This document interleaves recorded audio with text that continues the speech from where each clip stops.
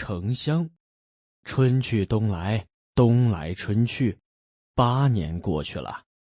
今天是大年30，村子里很热闹，大家都在忙着做年夜饭。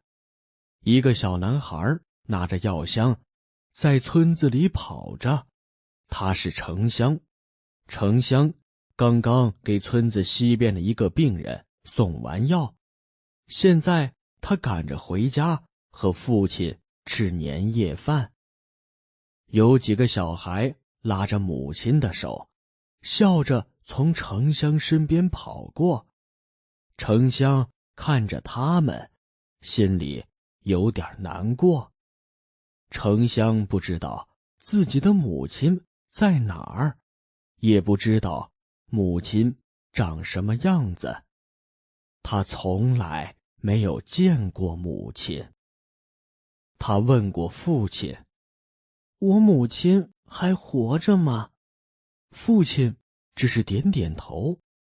城乡再问：“那她为什么不回家？”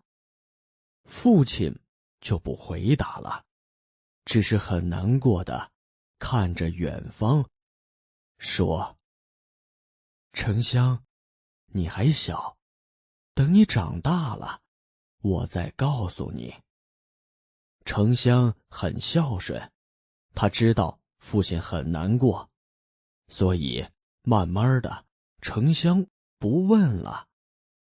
他相信父亲总有一天会告诉他的。城乡很懂事儿，虽然只有8岁，但已经是村子里的小医生了。他认识很多草药，还会做药，经常和父亲一起给村里人看病。他是父亲的小帮手。城乡跑回家，父亲已经做好了年夜饭，桌子上还有邻居送的一些水果。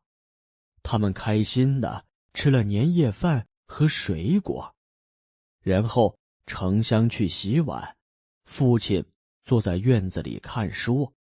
城乡洗完碗来到院子，看到父亲用书盖着脸，以为父亲睡着了，就说：“父亲，回房间去睡吧。”父亲拿开书，笑着说：“我没有睡觉，我在向天上的神仙请求呢。”城乡笑着问：“您向神仙请求什么呢？”